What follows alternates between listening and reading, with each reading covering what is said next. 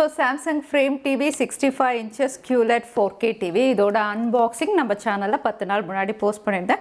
So நிறைய பேர் வந்து இந்த டிவி வாங்கணும், ஸோ ஃபுல் ரிவ்யூ டிவி எப்படி இருக்குது அப்படின்னு கவர் பண்ணுங்கன்னு சொல்லியிருந்தீங்க. இந்த டிவி பார்த்தீங்கன்னா நான் ஒரு 2 மாதமாக யூஸ் பண்ணிட்டுருக்கேன். ஸோ என்னுடைய எக்ஸ்பீரியன்ஸ் இந்த டிவி எப்படி இருக்குது அப்படிங்கிறத உங்கள் கூட ஷேர் பண்ணுறேன். அதோட கமெண்ட் செக்ஷனில் நிறைய பேர் டவுட்ஸும் கேட்டிருந்தீங்க.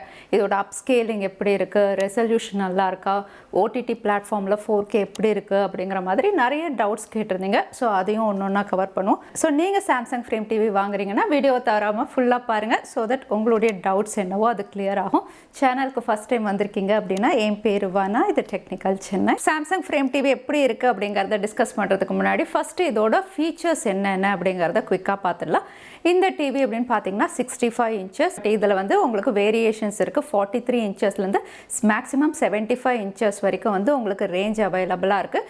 எது வேணுமோ நீங்கள் சூஸ் பண்ணிக்கலாம். இதோட ரெசல்யூஷன் 3840 into 2160, அதாவது 4K ரெசல்யூஷன் ஒரு UHD எப்படினாலும் நம்ம சொல்லலாம். அதோட HDR சப்போர்ட் அப்படின்னு பார்த்தீங்கன்னா HDR10 சப்போர்ட் இருக்குது, HDR10+ HLG சப்போர்ட்டும் இருக்குது, டால்பி விஷன் சப்போர்ட்டும் இருக்குது. ரெஃப்ரெஷ் ரேட் அப்படின்னு பார்த்தீங்கன்னா 120 Hz வர்ச்சுவல் ரெஃப்ரெஷ் ரேட்டும் அவைலபிளாக இருக்குது. போர்ட்ஸ் அப்படின்னு பார்த்தீங்கன்னா 4 HDMI போர்ட் இருக்குது, 2 USB போர்ட் இருக்குது. ஆடியோ அவுட்புட் வந்து உங்களுக்கு 40 வாட். ஸ்மார்ட் டிவி உடைய சாஃப்ட்வேர் அதாவது OS அப்படின்னு பார்த்தீங்கன்னா டைசனோட கொடுத்துருக்காங்க. அதோட ஃப்ரேம் டிவியுடைய பிக்கஸ்ட் ஹைலைட் இதோட மேட் டிஸ்பிளே, அதுக்கப்புறம் ஆர்ட் மோட்.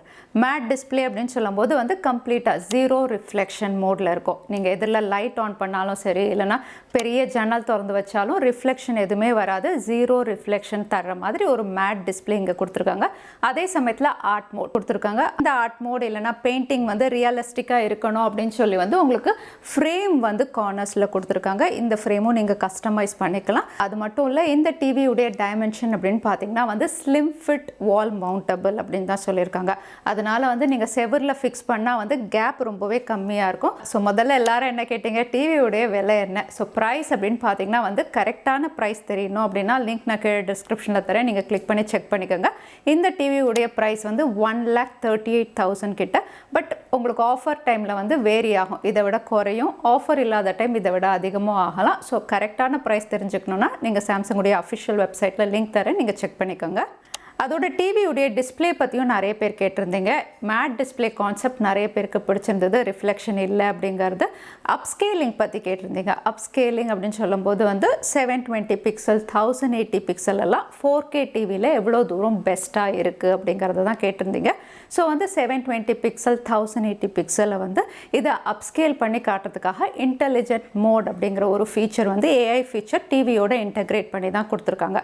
ஸோ இது 4K டிவி அப்படிங்கிறதுனால நீங்கள் ஓடிடி பிளாட்ஃபார்மில் 4K ரெசல்யூஷனில் எந்த வெப் சீரிஸ்னாலும் பார்க்குறீங்கன்னா வந்து அப்படியே ஆக்சுவலாக எப்படி இருக்கோ உங்களுக்கு டிஸ்பிளே ஆகும். அதே நீங்கள் 720 பிக்சல் பழைய படம்லாம் பார்க்குறீங்க, 1080 பிக்சல்லாம் இருக்குன்னா இன்டெலிஜென்ட் மோட் வந்து ஆட்டோமேட்டிக்காக வந்து அதோட ரெசல்யூஷனை கால்குலேட் பண்ணி 4Kக்கு வந்து அப்கிரேட் பண்ணும். எவ்வளோ முடியுதோ நாய்ஸ் குறைச்சி வந்து ஆட்டோமேட்டிக்காக அப்கிரேட் பண்ணுற மாதிரி இன்டெலிஜென்ட் மோட் இருக்குது. அதனால் உங்களுக்கு எந்த இஷ்யூஸ் இல்லை. ஸோ நீங்கள் செட்டிங்ஸ் பார்த்தீங்கன்னா இன்டெலிஜென்ட் மோட் அப்படிங்கிற ஆப்ஷன் இருக்கும். அதை நீங்கள் செலக்ட் பண்ண உடனே வந்து உங்களுக்கு பிக்சர் மோட் அப்படிங்கிறது வரும். ஐ கம்ஃபர்ட் அப்படிங்கிற ஆப்ஷன் இருக்குது, ஆப்டிமைஸ்ட் அப்படிங்கிற ஒரு ஆப்ஷனும் இருக்குது. ஸோ எது வேணுமோ நீங்கள் சூஸ் பண்ணிக்கலாம். இந்த இன்டெலிஜென்ட் மோட் அப்படின்னு பார்த்தீங்கன்னா AI ஃபீச்சர் இருக்கிறதுனால ஆட்டோமேட்டிக்காக வந்து 720 பிக்சல் ரெசல்யூஷனாக இருக்கட்டும், இல்லை 1080 பிக்சல் ரெசல்யூஷனாக இருக்கட்டும், 4K அளவுக்கு வந்து உங்களுக்கு ஈஸியாக அப்ஸ்கேல் பண்ணிவிடும்.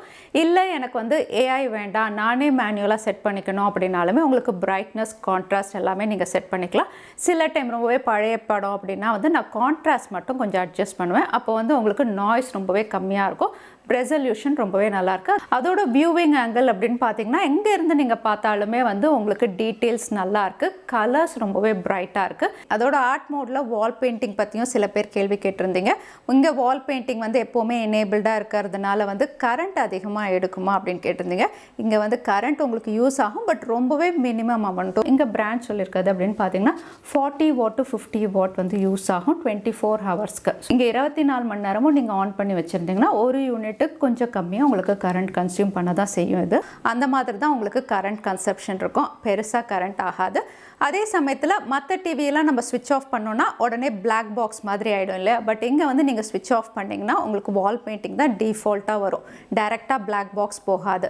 பிளாக் பாக்ஸ் போகணும் அப்படின்னா வந்து நீங்கள் செட்டிங்ஸில் போயிட்டு டைமர் செட் பண்ணிக்கலாம். வால் பெயிண்டிங் வந்து உங்களுக்கு 1 minute இருக்கணும், 5 minutes இருக்கணும்னா 5 minutesக்கு அப்புறம் வந்து உங்களுக்கு வால் பெயிண்டிங் வந்து ஆஃப் ஆகி வந்து பிளாக் டிவி மாதிரி மாறிடும். ஸோ நீங்கள் வால் பெயிண்டிங் வேண்டாம் அப்படின்னாலுமே நீங்கள் ஸ்விட்ச் ஆஃப் பண்ணிக்கிற ஆப்ஷன்ஸும் வந்து டைமர் செட் பண்ணி நீங்கள் பண்ணிக்கலாம். அதோட இன்னொன்று சொல்ல நினச்சேன், வால் பெயிண்டிங் அப்படின்னு சொல்லும்போது உங்களுக்கு லைப்ரரி இருக்குது. 1600+ மேலே வந்து வேர்ல்ட் கிளாஸ் வால் ஆர்ட் வந்து டிஃபால்ட்டாக அவைலபிளாக இருக்குது. பட் இதில் என்ன அப்படின்னு பார்த்தீங்கன்னா ஃப்ரீ வந்து ரொம்பவே கம்மியாக இருக்குது. நிறைய நீங்கள் பே பண்ணி வாங்குற மாதிரி தான் இருக்குது. ஸோ நீங்கள் பே பண்ணி வாங்குறதும் இங்கே ரொம்பவே காஸ்ட்லியாக இருக்குது. அந்த ஆப்ஷனை விட நீங்கள் வந்து ஆன்லைனில் வந்து இமேஜஸ் இருக்குது இல்லையா, வால் பெயிண்டிங் இமேஜஸ், அது வந்து நல்ல ஹெச்டி பிக்சர்ஸ் வந்து நீங்கள் டவுன்லோட் பண்ணிவிட்டு உங்கள் ஸ்மார்ட் ஃபோன்லேருந்து ஒரு ஃப்ரேம் டிவி ஆப் வழியாக நீங்கள் வந்து அப்லோட் பண்ணிக்கலாம். வந்து நீங்கள் ஆன்லைன் வெப்லேருந்து டவுன்லோட் பண்ணி இதில் யூஸ் பண்ணுறது வந்து உங்களுக்கு பெட்டர் ஆப்ஷனாக இருக்கும். ஏன்னா இங்கே இருக்கக்கூடிய ஆர்ட் லைப்ரரி எல்லாமே வந்து காஸ்ட்லியாக இருக்குது. உங்களால் அஃபோர்ட் பண்ண முடியும்னா நீங்கள் வாங்கிக்கலாம். அப்படி இல்லைனா இங்கே பெயிண்டிங் அப்படின்னு பார்த்தீங்கன்னா இதெல்லாம் கூட நான் வந்து ஆன்லைன்லேருந்து டவுன்லோட் பண்ணது தான். அதோட ஆடியோ அவுட்புட் பற்றி நிறைய பேர் கேட்டிருந்தீங்க. டால்பி அட்மோஸ் சப்போர்ட் இருக்கான்னு கேட்டிருந்தீங்க. எஸ், இந்த டிவியில் உங்களுக்கு டால்பி அட்மோஸ் சப்போர்ட்டோட வருது. அதோட சவுண்ட் அப்படின்னு பார்த்தீங்கன்னா இதுவுமே வந்து உங்களுக்கு ஏஐ சப்போர்ட்டோட தான் இருக்குது. இன்டெலிஜென்ட் மோடில் வந்து உங்களுக்கு சவுண்ட் ஆப்ஷன்ஸ் அவைலபிளாக இருக்குது. உங்களுக்கு சவுண்ட் மோட் வந்து ஸ்டாண்டர்ட், ஆம்ப்ளிஃபையர் ரெண்டுமே இருக்குது. எது வேணுமோ நீங்கள் சூஸ் பண்ணிக்கலாம். அதோட இதில் Q symphony space fit technology அப்படிங்கிற லேட்டஸ்ட் டெக்னாலஜியும் இன்டெகிரேட் பண்ணி கொடுத்துருக்காங்க. 3D சரவுண்ட் சவுண்ட், அதாவது ஒரு தியேட்டர் எஃபெக்ட் சவுண்ட் கண்டிப்பாக எக்ஸ்பீரியன்ஸ் பண்ணுவீங்க. ஸோ ஆடியோ அவுட்புட் வந்து நீங்கள் சின்ன வீடு இல்லை பெரிய ஹால் எப்படி இருந்தாலுமே ரொம்பவே நல்லா இருக்குது இந்த டிவியில். அதோட வந்து சோலார் ரிமோட் எப்படி இருக்குது அப்படின்னு நிறைய பேர் கேட்டிருந்தீங்க. எஸ், இது வந்து உங்களுக்கு சோலார் ரிமோட்டோட கொடுத்துருக்காங்க. இது வந்து உங்களுக்கு இன்டோர் லைட்டிங்லேயே வந்து சார்ஜ் ஆகுது. இதை நான் 2 மாதமாக யூஸ் பண்ணிட்டு இருக்கேன். இப்போ வரைக்கும் நான் டைப் சியில் கூட சார்ஜ் பண்ணதில்லை. ஸோ இன்டோர் லைட், வீட்டில் இருக்கக்கூடிய எலக்ட்ரோ மேக்னெட்டிவ் வேவ்ஸ், இதுலேயே வந்து இது ஆட்டோமேட்டிக்காக சார்ஜ் ஆகிடுது. அதோட ரிமோட்டில் ஹாட் கீஸும் கொடுத்துருக்காங்க. நெட்ஃப்ளிக்ஸ்க்கு, பிரைம் வீடியோ, டிஸ்னி ஹாட்ஸ்டார், அதனால யூஸ் பண்ணுறதுக்கு ரொம்பவே கன்வீனியண்ட்டாக இருக்குது. ஸோ சோலார் ரிமோட் கான்செப்ட் சொல்லவே வேண்டாம், ரொம்பவே இன்ட்ரெஸ்டிங்காக இருக்குது, யூஸ் பண்ணுறதுக்கு கன்வீனியண்ட்டாக இருக்குது. அதோட க்ரீன் என்விரான்மெண்ட் சப்போர்ட் பண்ணுற மாதிரி வந்து ஒரு என்விரான்மெண்டல் ரெஸ்பான்சிபிலிட்டியும் இவங்க எடுத்த மாதிரி இதை கொடுத்துருக்காங்க. ஸோ கேம் மோட் பற்றியும் சில பேர் கேட்டிருந்தீங்க. இதில் வந்து 120 Hz வேரியபிள் ரெஃப்ரெஷ் ரேட் இருக்குது. கூடவே வந்து கேம்க்கான எக்ஸ்க்ளூசிவ் கேம் ஆப்ஷன்ஸ் இல்லைனா கேம் பார் மாதிரி கொடுத்துருக்காங்க. அதில் வந்து உங்களுக்கு கேம்க்கு எப்படி வேணுமோ அதுக்கேற்ற மாதிரி கஸ்டமைஸ் பண்ணிக்கலாம். ஒன்ஸ் நீங்கள் ப்ளே ஸ்டேஷன் கனெக்ட் பண்ணிட்டீங்கன்னா அந்த கேம் பார் வந்து உங்களுக்கு ஹைலைட் ஆகும். அதில் ஆப்ஷன்ஸ் அப்படின்னு பார்த்தீங்கன்னா நீங்கள் செட்டிங்ஸில் போய்ட்டு கேம் மோட் ஆன் பண்ண அப்புறம் கேம் பார் வந்து உங்களுக்கு ஹைலைட் ஆகும். இதில் வந்து இன்புட் லேக் ஆப்ஷன் இருக்குது. அதுக்கப்புறம் கேம் பிக்சர் மோட் ஸ்டாண்டர்ட் கொடுத்துருக்காங்க.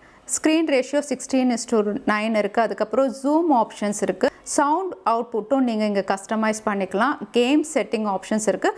இங்கே ஃப்ரேம் ரேட் பர் செகண்ட் வந்து 50 டிஃபால்ட்டாக இருக்குது. டிஃபால்ட்டாக HDR அண்ட் VRR வந்து கேம் பாரில் வந்து உங்களுக்கு ஆஃபில் இருக்கும். நீங்கள் வந்து அதை எனேபிள் பண்ணிக்கிட்டிங்கன்னா வந்து உங்களுக்கு கேம் எக்ஸ்பீரியன்ஸ் ரொம்பவே நல்லா இருக்குது இதில். ஸோ சாம்சங் ஃப்ரேம் டிவியோடைய ஆல்மோஸ்ட் எல்லா ஃபீச்சர்ஸும் கவர் பண்ணிட்டோம். Display quality, audio output, game mode, அதுக்கப்புறம் வால் பெயிண்டிங், கலர் கேலிப்ரேஷன் எல்லாமே டிஸ்கஸ் பண்ணியிருந்தோம். ஸோ உங்களில் யாராவது சாம்சங் ஃப்ரேம் டிவி யூஸ் பண்ணுறீங்களா? உங்களுடைய ஒப்பீனியன்ஸ் என்ன கமெண்ட்டில் ஷேர் பண்ணிங்கன்னா மற்றவங்களுக்கும் யூஸ்ஃபுல்லாக இருக்கும். வீடியோ பிடிச்சிருந்தா லைக் பண்ணுங்கள், உங்கள் ஃப்ரெண்ட்ஸோடையும் ஷேர் பண்ணுங்கள். இன்னொரு வீடியோவில் பார்க்குறேன். Stay safe, stay happy.